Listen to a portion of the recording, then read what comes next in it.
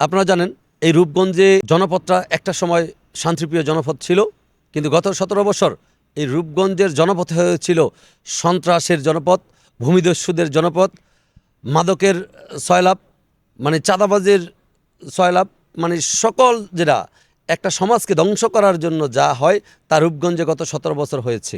গত যেই নির্বাচনগুলো গিয়েছে সেই নির্বাচনগুলোতে নিজের ভোট কেউ নিজে দিতে পারেনি। এইবারই প্রথম ব্যবস্থা হচ্ছে প্রত্যেকটা নাগরিক নিজের ভোট নিজে দিবে এবং তরুণ সমাজ কিন্তু সচেতন। তরুণ সমাজ কিন্তু মানে তাদের যে আক্ষেপটা কার কারণে এই দীর্ঘদিন তারা ভোট দিতে পারেননি, সেই ফ্যাসিস্ট সরকারকে কিন্তু এই তরুণ সমাজই কিন্তু বিতাড়িত করেছে। সুতরাং এই তরুণ সমাজই আবার সিদ্ধান্ত নিবে বাংলাদেশে কেমন হবে আগামী সরকার, এবং আমরা বিশ্বাস করি আমাদের দেশনায়ক তারেক রহমানের মাধ্যমেই কিন্তু আগামী রাষ্ট্র পরিচালনা হবে। উনি হবেন বাংলাদেশের আগামীর প্রধানমন্ত্রী।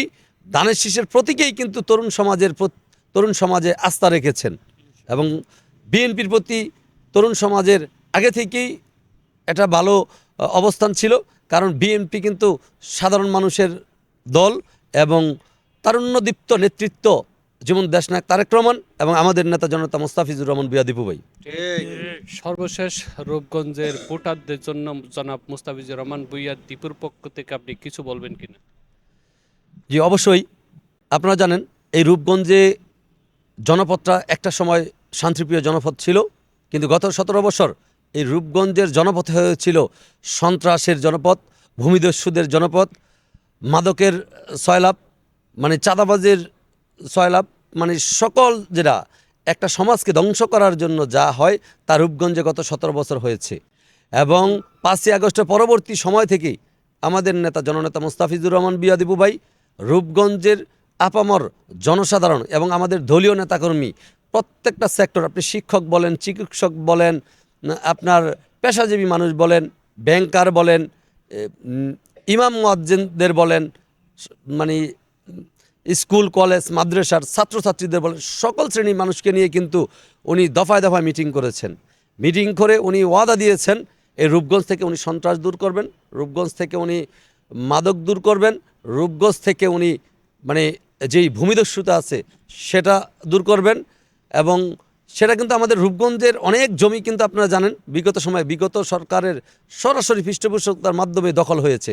সেটা উনি আর কখনোই এই রূপগঞ্জে যাতে কেউ দখলবাড়ি না করতে পারে সেটা উনি হুঁশিয়ারি করে দিয়েছেন। এবং রূপগঞ্জে যে অবকাঠামো উন্নয়নের উনি যেই ইস্তেহার দিচ্ছেন এবং প্রতিশ্রুতি দিচ্ছেন, উনি অলরেডি গত 1.5 বছরে অনেক কার্যক্রম কিন্তু উনি নিজের উদ্যোগে মানে উনি কিন্তু অলরেডি করে ফেলেছেন। আমরা প্রত্যাশা করি আপনারা রূপগঞ্জের যারা আমরা সাধারণ ভোটার, সাধারণ মানুষ সবাই অবশ্যই 12 তারিখে সকাল সকাল গিয়ে ধানের শীষের প্রতীকে জননেতা মোস্তাফিজুর রহমান ভূঁইয়া দীপু ভাইকে ভোট দেবেন। এবং উনি যদি সংসদে যায়, আমাদের প্রত্যাশা ওনাকে দিয়ে আধুনিক রূপগঞ্জ আমরা কিন্তু ইনশাল্লাহ উনি গর্বে সেই প্রত্যাশা উনি করেন, যেমন আমরা রূপগঞ্জের সাধারণ ভোটাররাও প্রত্যাশা রাখি।